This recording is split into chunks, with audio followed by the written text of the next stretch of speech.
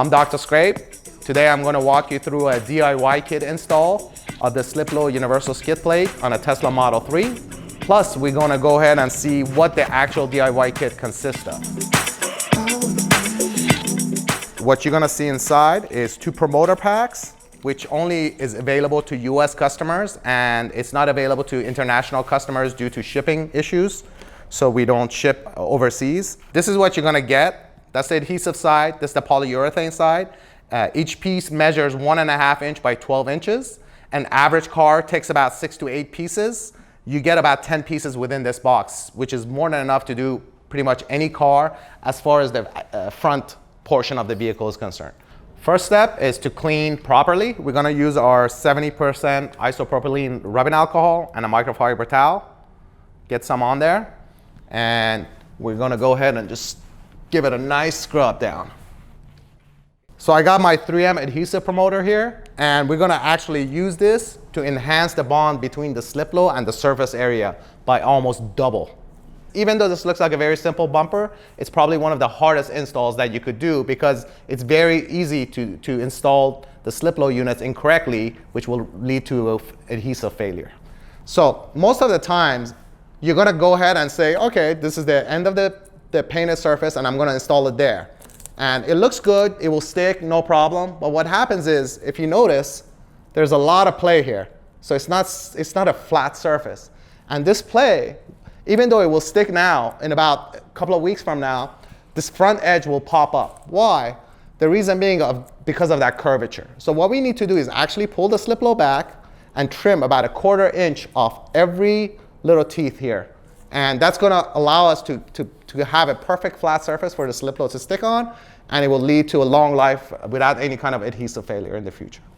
So the Tesla Model 3 will take about 6 units in total to actually cover this bumper. And what I got here, I got my first 6 units. Here's the first piece. We're going to put it on the box. We're going to take our ruler, and we're going to, about 1/4 inch up, we're going to draw a line with our marker. And I'm going to do this for all my 6 pieces because we're going to trim all 6 pieces in total. I recommend using a very sharp scissor, kind of like this Fisker Power Arc. Just do take care not to cut your fingers.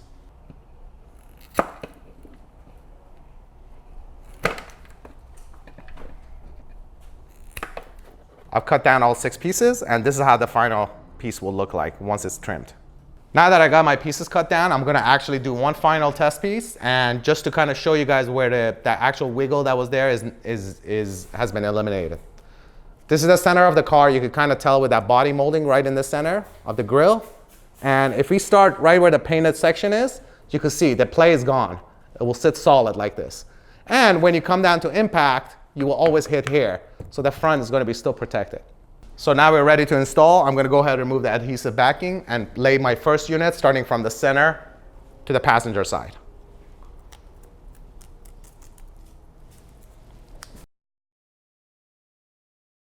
So what we're trying to do is to actually align with that body line on the back to get a kind of nice leading edge. So I laid the piece down. I'm happy where the placement is, and we're going to go ahead and start pressing down on it so to get the perfect bond. So this next piece is actually another critical piece that you need to kind of pay attention.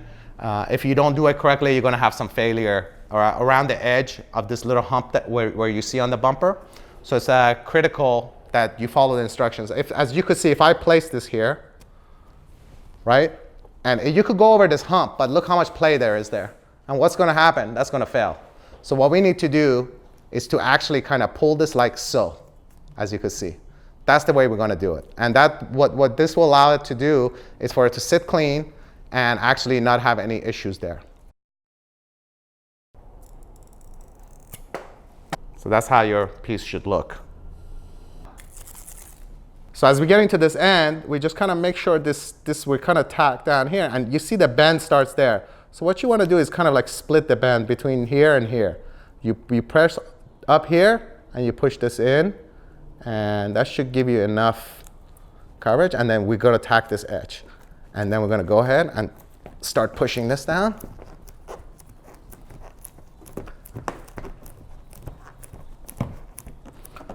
Next is our third piece. Again, another critical piece that's going to require some trimming and some customization. So make sure you pay attention. What we want to do is we're going to start this piece forward, and we want it to look good and also give us maximum protection. But yeah, as you see, there's an overlap here, so we do need to trim. So we got our third piece, and here, as you can see, if we wanted to give it maximum protection, but at the same time we want it to look good, so this is overlapping on the second piece. So we would have to trim this, and I'm going to make my mark, something like that. Make sure you don't cut too close to the corner and you don't have a sharp edge, because then you won't have enough adhesive holding the SLiPLO unit down and it will fail. So we're going to do a trim like that. Also, if you notice, if I continue this all the way back, you're going to get something like this, and that doesn't look good because it's visible from the side of the car. Because on the Tesla bumper, if you notice, that the bottom just comes and turns into the side. So what we need to do is we need to, in order to make it look good, is to kind of come here, and I would suggest like right around there, we're going to bend and we're going to finish it off. Something like this. So guys, this is my third piece. As you can see, I trimmed the two corners, and that's how it looks like.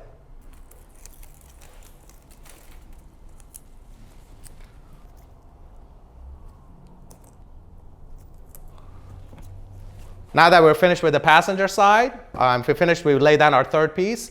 It's time to move on driver's side and exactly mirror what we did on the passenger side.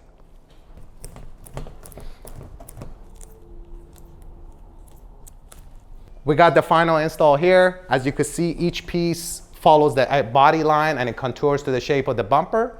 And that's kind of the genius behind SLiPLO. It's a modular piece. You could cut it, you could trim it, you could bend it to pretty much fit any size shape bumper.